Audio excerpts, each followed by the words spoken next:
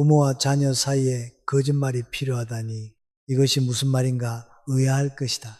하지만 다산 김영석은 때로는 침묵이 진실보다 큰 사랑이 되고 때로는 숨김이 솔직함보다 더 깊은 배려가 된다고 했다. 오늘 말하고자 하는 5가지 거짓말은 사실 거짓말이 아니다. 그것은 부모가 자녀에게 줄 수 있는 가장 큰 선물이자 진정한 지혜의 표현이다. 생각해보라. 나이 들어 자녀를 만날 때마다 우리 마음은 얼마나 복잡한가. 말하고 싶은 것은 산더미 같고 걱정되는 일은 끝이 없으며 때로는 서운한 마음도 있고 또 때로는 미안한 마음도 든다. 하지만 그 모든 것을 다 드러내는 것이 과연 옳은 일일까? 김영석은 강진 유배지에서 자식들에게 편지를 쓰면서 깨달았다. 부모의 진정한 사랑은 때로는 말하지 않는 것에서, 때로는 감추는 것에서, 때로는 거짓으로 포장하는 것에서 시작된다는 사실을 말이다. 우리는 평생을 자녀를 위해 살아왔다. 그들이 배고프지 않게 하기 위해 밤새 일했고 그들이 춥지 않게 하기 위해 내 몸을 아끼지 않았다. 그들의 꿈을 위해 내 꿈을 포기했고 그들의 행복을 위해 내 행복을 뒤로 미뤘다. 그런데 이제 나이가 들어 정작 우리에게 필요한 것은 무엇인가? 자녀들의 걱정, 어린 시선이 아니라 자녀들이 마음 편히 자신의 삶을 살아가는 모습이다. 김영석이 말했듯이 부모의 마지막 사랑은 자녀를 자유롭게 해주는 것이기 때문이다. 첫 번째로 소개해야 할 것은 바로 당신의 건강 상태다. 자녀 앞에서는 반드시 나는 괜찮다. 건강하다고 말하라. 무릎이 아프고 허리가 쑤시고 밤마다 잠이 오지 않는다 해도 그저 괜찮다고 하라. 소화가 안 되고 혈압이 높고 당뇨 수치가 올라간다 해도 별일 아니라고 하라. 이것이 거짓말일까? 절대 아니다. 이것은 자녀를 향한 가장 깊은 배려다. 자세히 생각해 보라. 당신이 아프다고 말하는 순간 자녀의 마음은 어떻게 될까? 멀리 떨어져 사는 자녀라면 밤잠을 설치고 가까이 사는 자녀라면 자신의 일을 제쳐두고 달려올 것이다. 직장에서 중요한 회의가 있어도 마음이 부모에게 가 있을 것이고 친구들과의 약속도 취소하고 병원에 함께 가자고 할 것이다. 그들에게는 그들만의 인생이 있고 그들만의 고민과 책임이 있다. 당신의 작은 아픔 때문에 그들의 하루가 무너지게 해서는 안 된다. 김영석을 보라. 그는 강진에서 18년간 유배 생활을 하면서도 자식들에게 보내는 편지에서는 늘 건강하다고 말했다. 실제로는 습한 날씨 때문에 관절이 아팠고 변한 음식을 먹지 못해 몸이 쇠약해졌다. 추운 겨울 찬바람이 스며드는 초가집에서 떨며 지냈고 여름에는 모기와 파리 때문에 제대로 잠을 이루지 못했다. 하지만 그는 자식들 앞에서만큼은 아버지는 건강하니 걱정하지 말라고 적었다. 그것이 아버지가 자식에게 줄 수 있는 마지막 선물이라고 여겼기 때문이다.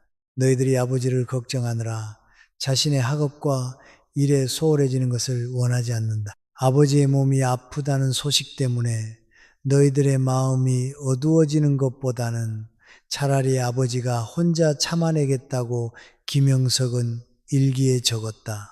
이것이 진정한 부모의 마음이다. 물론 정말 위급한 상황이라면 말해야 한다. 수술이 필요하거나 생명이 위험한 상황이라면 당연히 알려야 한다. 하지만 일상의 작은 불편함들, 나이 들면서 자연스럽게 생기는 크고 작은 아픔들은 혼자서 감당하라. 그것이 부모의 마지막 의무다. 자녀가 어머니, 아버지 어디 아픈 곳은 없으세요? 라고 물으면 환하게 웃으며 아무렇지도 않다. 나이 든 사람이 어디 한두 군데 안 아픈 곳이 있겠느냐만 별일 아니다 라고 대답하라. 그 순간 당신의 거짓말은 자녀의 마음을 편안하게 하는 가장 아름다운 진실이 된다. 두 번째로 소개해야 할 것은 경제적 어려움이다. 설사 통장 잔고가 바닥을 드러내고 매달 생활비가 부족하다 해도 자녀 앞에서는 돈은 충분하다. 걱정하지 말라고 하라. 연금이 적어서 쪼들리고 의료비가 부담스럽고 물가가 올라서 힘들다 해도 나는 충분히 가지고 있다고 말하라. 이건 역시 거짓말이 아니다. 자녀를 향한 부모의 마지막 자존심이자 배려다. 현실을 직시하라. 자녀들은 이미 자신들의 경제적 부담을 안고 살아간다. 집값은 하늘 높은 줄 모르고 치솟고 아이들 교육비는 감당하기 어려울 정도로 많이 든다. 직장에서는 구조 조정 바람이 불고 물가는 매년 오르는데 월급은 그대로다. 그런 부모의 경제적 어려움까지 떠안기게 해서는 안 된다. 그들이 부모님께 용돈을 드리고 싶어도 그럴 여유가 없다는 것을 알면서도 부모는 나는 충분하다고 말해야 한다. 김영석의 유배지 생활을 떠올려 보라. 그는 극도로 가난한 생활을 했다. 관리의 녹봉도 끊어졌고 집안의 재산도 압류당했다. 때로는 끼니를 거르기도 했고 겨울에 입을 옷이 없어 추위에 떨기도 했다. 책을 사고 싶어도 돈이 없어서 빌려서 베껴 쓰기도 했고 등불 기름이 없어서 달빛 아래에서 글을 쓰기도 했다. 하지만 그는 자식들에게 보내는 편지에서 결코 돈이 없다고 말하지 않았다. 오히려 아버지는 검소하게 살고 있으니 너희들이 걱정할 일은 아니다. 유배지에서도 필요한 것은 다 구할 수 있으니 염려하지 말라고 적었다. 자식들이 아버지의 경제적 어려움을 안다면 그들은 자신들의 꿈을 포기하고 아버지를 도우려 할 것이다. 그것은 아버지가 원하는 바가 아니다. 아버지는 자식들이 각자의 길에서 최선을 다하며 살아가기를 바란다고 김영석은 일기에 써놨다. 부모가 경제적으로 어렵다는 것을 알면 자식들이 마음 편히 자신의 삶을 살아갈 수 없다는 것을 알았기 때문이다. 물론 정말 급한 상황이라면 도움을 요청해야 한다. 병원비가 급하게 필요하거나 생활이 불가능할 정도라면 당연히 말해야 한다. 하지만 일상적인 경제적 팍팍함은 혼자서 감당하라. 외식 한 번 덜 하고 옷 한 벌 덜 사고 여행 한 번 포기하면서라도 자녀들에게는 나는 괜찮다고 말하라. 자녀가 부모님 용돈 드릴까요? 라고 하면 고맙지만 나는 충분하다. 너희들이나 잘 챙겨라고 대답하라. 그들의 마음만 받고 실제로는 거절하라. 그것이 부모가 자녀에게 줄 수 있는 마지막 여유다. 세 번째로 소개해야 할 것은 외로움이다. 아무리 적막한 하루를 보내고 아무리 말할 사람이 없어서 답답하다 해도 자녀 앞에서는 나는 외롭지 않다. 할 일이 많다고 말할.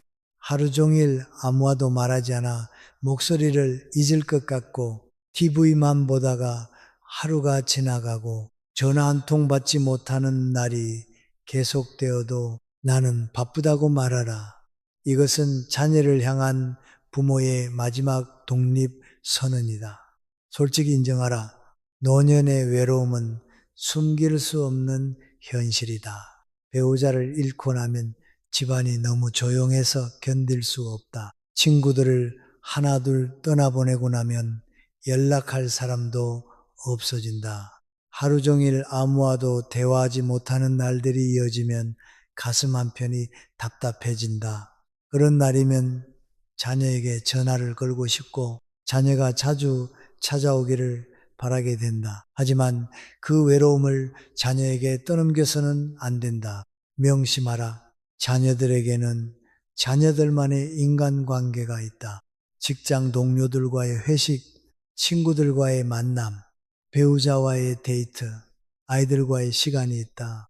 그들에게도 치열한 인간관계의 스트레스가 있고 그 안에서 균형을 맞춰가며 살아가고 있다. 부모의 외로움 때문에 그들이 자신의 인간관계를 포기하게 해서는 안 된다. 부모가 외롭다고 하면 그들은 친구들과의 약속을 취소하고 부모에게 올 것이다. 동료들과의 모임도 빠지고 부모와 시간을 보내려 할 것이다. 하지만 그것은 옳지 않다.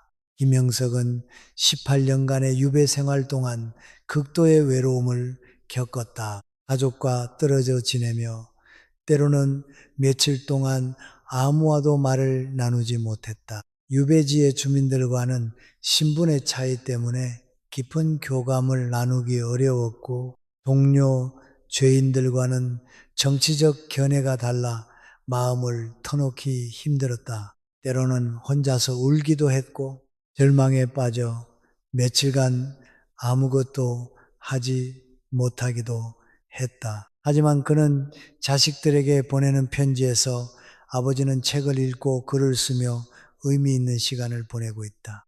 유배지의 백성들과도 잘 지내고 있고 때로는 시를 지으며 자연을 벗삼아 살고 있다고 썼다. 자식들이 아버지의 외로움을 안다면 그들은 자신들의 삶을 뒤로하고 아버지를 달래려 할 것이다. 하지만 그것은 아버지가 바라는 바가 아니다. 아버지의 외로움은 아버지가 감당할 몫이다. 라고 김영석은 일기에 적었다.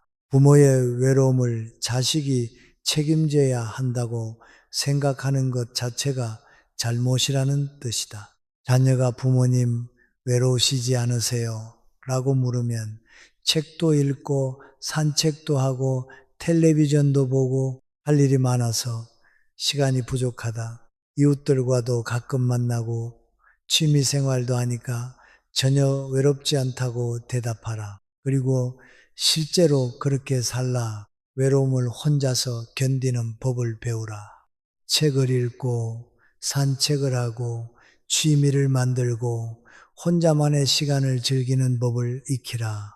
그것이 부모가 자녀에게 줄 수 있는 마지막 가르침이다. 네 번째로 소개할 것은 자녀에 대한 서운함이다. 전화를 자주 하지 않아서 서운하고 자주 찾아오지 않아서 섭섭하고 관심을 보이지 않아서 속상하다 해도 그 마음을 드러내지 말라. 명절에도 바쁘다며 얼굴을 보이지 않고 생일도 까먹고 안부 전화도 뜸하다 해도 너희들이 바쁜 것을 안다. 걱정하지 말라고 하라. 다른 집 자식들은 매주 찾아온다는 이야기를 들어도 다른 집 자식들은 부모와 여행도 간다는 말을 들어도 부러워하는 기색을 보이지 말라. 냉정히 판단하라.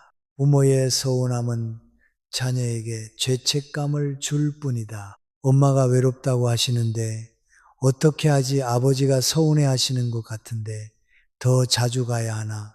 다른 집 아들, 딸들은 다 효도하는데 나만 못난 자식인가? 이런 생각들이 자녀의 마음을 짓누르게 된다. 그들에게는 그들만의 속도가 있고 그들만의 방식이 있다. 그들도 나름대로 부모를 생각하고 있지만 현실적인 제약 때문에 자주 표현하지 못할 뿐이다. 부모의 기대에 맞춰 살도록 강요해서는 안 된다. 자녀들의 현실을 이해하라. 그들은 직장에서 야근하고 주말에도 일하고 아이들 뒷바라지하느라 정신이 없다. 남편이나 아내의 부모도 챙겨야 하고 자신들의 건강도 챙겨야 하고 친구들과의 관계도 유지해야 한다. 그런 와중에 부모에게까지 자주 연락하고 자주 찾아오라고 하는 것은 너무 큰 부담이다. 부모가 서운해 한다는 것을 알면 그들은 죄책감에 시달릴 것이고 억지로라도 시간을 내려고 했을 것이다. 하지만 억지로 하는 효도가 무슨 의미가 있겠는가?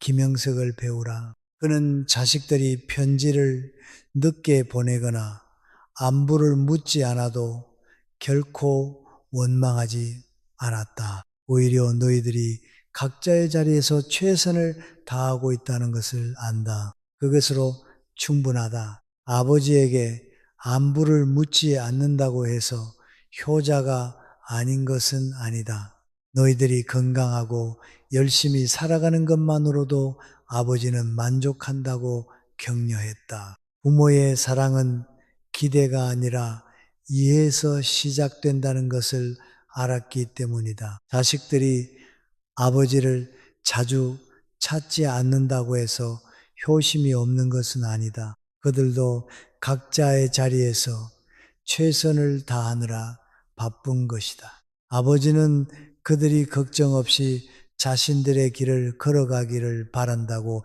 김영석은 일기에 썼다. 이것이 진정한 부모의 마음이다. 자녀가 오랫동안 연락하지 않아도 자주 찾아오지 않아도 괜찮다. 바쁜 것을 안다. 건강하게만 하면 된다고 말하라. 그리고 그들이 찾아왔을 때는 기쁜 마음으로 맞이하되 왜 늦었는지 따지지 말라. 왜 이제 왔느냐? 다른 집 자식들은 매주 온다. 전화 한 통 하기가 그렇게 어려우냐? 이런 말은 절대 하지 말라. 대신 잘 왔다. 바쁜데 고생했다고 말하라. 그것이 부모가 자녀에게 줄 수 있는 가장 큰 자유다. 다섯 번째로 소개할 것은 죽음에 대한 두려움이다. 아무리 죽음이 가까워오는 것이 느껴지고 아무리 무섭고 불안하다 해도 자녀 앞에서는 나는 두렵지 않다. 평안하다고 말하라. 밤에 잠들기 전 내일 아침에 일어날 수 있을까 하는 생각이 들어도 병원에서 검사를 받을 때마다 나쁜 결과가 나올까봐 떨려도 나는 죽음을 준비하고 있고 두렵지 않다고 말하라. 이것은 부모가 자녀에게 줄 수 있는 마지막 용기다. 사실을 받아들이라. 죽음은 누구에게나 두려운 것이다. 나이가 들수록 그 두려움은 더욱 커진다. 주변의 친구들이 하나둘 세상을 떠나는 것을 보면서 다음은 내 차례인가 하는 생각이 든다. 몸에 여기저기가 아프기 시작하면 혹시 큰 병은 아닐까 하는 불안감이 든다. 하지만 그 두려움을 자녀에게 떠넘겨서는 안 된다. 부모의 죽음에 대한 두려움을 들은 자녀는 어떤 기분일까? 그들은 어떻게 해야 할지 몰라 할 것이고 자신들이 무력하다는 것을 느끼며 절망할 것이다. 자녀들도 부모의 죽음에 대해 생각한다. 하지만 그것을 받아들이기까지는 시간이 필요하다. 부모가 죽음을 두려워한다는 말을 들으면 그들은 혼란스러워한다. 부모님을 어떻게 위로해 드려야 할까? 우리가 뭘 해 드려야 할까? 부모님이 돌아가시면 어떻게 하지? 이런 생각들로 가득 찰 것이다. 그러면 그들은 현재를 제대로 살지 못하고 미래에 대한 불안감에 시달리게 된다. 김영석의 마음을 헤아려 보라. 그는 유배지에서 죽음을 여러 번 각오했다. 병이 들었을 때도 절망에 빠졌을 때도 죽음이 가까이 있음을 느꼈다. 때로는 이곳에서 죽으면 가족들이 내 임종을 지켜보지도 못할 것이다 라는 생각에 눈물을 흘리기도 했다. 하지만 그는 자식들에게 보내는 편지에서 아버지는 하늘의 뜻에 따라 평안히 살고 있다. 죽음도 자연의 진이 두려워하지 않는다. 아버지가 이곳에서 죽는다 해도 슬퍼하지 말라. 살아서 효도하지 못한 것을 한스러워하지도 말라고 썼다. 자식들이 아버지의 죽음을 두려워하는 것을 보는 것만큼 가슴 아픈 일은 없다. 아버지는 이미 충분히 살았고 할 일도 만회했다. 죽음이 와도 후회는 없다. 다만 자식들이 아버지의 죽음 때문에 괴로워하지 않기를 바란다고 김영석은 일기에 적었다. 부모가 죽음을 두려워하지 않는다고 말해야 자녀들도 부모의 죽음을 자연스럽게 받아들일 준비를 할 수 있다는 것을 알았기 때문이다. 자녀가 부모님 무서우시지 않으세요? 라고 물으면 살아온 세월이 충분했고 할 일도 다 했으니 무섭지 않다. 너희들을 잘 키웠고 좋은 추억도 많이 만들었다. 죽음은 자연스러운 것이니 받아들일 준비가 되어 있다고 대답하라. 그리고 실제로 그런 마음을 가지도록 노력하라. 죽음을 두려워하지 않는 부모의 모습이 자녀에게는 가장 큰 가르침이 된다. 이제 깨달았을 것이다. 이 5가지 거짓말은 사실 거짓말이 아니다. 이것은 부모가 자녀에게 줄 수 있는 가장 큰 선물이다. 건강하다고 말함으로써 자녀를 걱정해서 해방시키고 경제적으로 충분하다고 말함으로써 자녀를 부담해서 자유롭게 하고 외롭지 않다고 말함으로써 자녀를 죄책감에서 벗어나게 하고 서운하지 않다고 말함으로써 자녀를 압박에서 해방시키고 두렵지 않다고 말함으로써 자녀를 절망에서 구원하는 것이다. 김영석의 말을 마음에 새겨라. 진정한 부모의 사랑은 자녀를 위해 무엇을 해주는 것이 아니라 자녀를 위해 무엇을 참아내는 것이다 라고 했다. 부모의 아픔을 참아내고 부모의 어려움을 참아내고 부모의 외로움을 참아내고 부모의 서운함을 참아내고 부모의 두려움을 참아내는 것이 진정한 부모의 사랑이다. 우리는 지금까지 자녀들을 위해 모든 것을 희생해 왔다. 그들이 태어났을 때부터 지금까지 우리의 모든 것을 그들에게 주었다. 이제 마지막으로 줄 수 있는 것은 무엇인가? 바로 그들을 걱정해서 자유롭게 해 주는 것이다.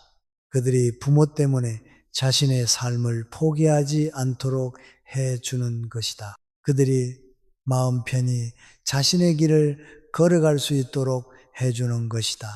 물론 이것이 쉬운 일은 아니다. 아플 때 괜찮다고 말하는 것도, 어려울 때 충분하다고 말하는 것도, 외로울 때 외롭지 않다고 말하는 것도 모두 어려운 일이다.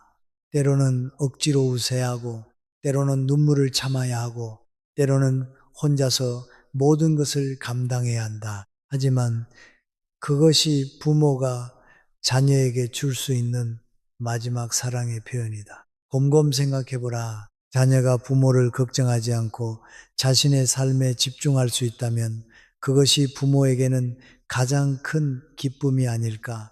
자녀가 부모 때문에 스트레스 받지 않고 행복하게 살 수 있다면 그것이 부모가 바라는 최고의 소원이 아닐까.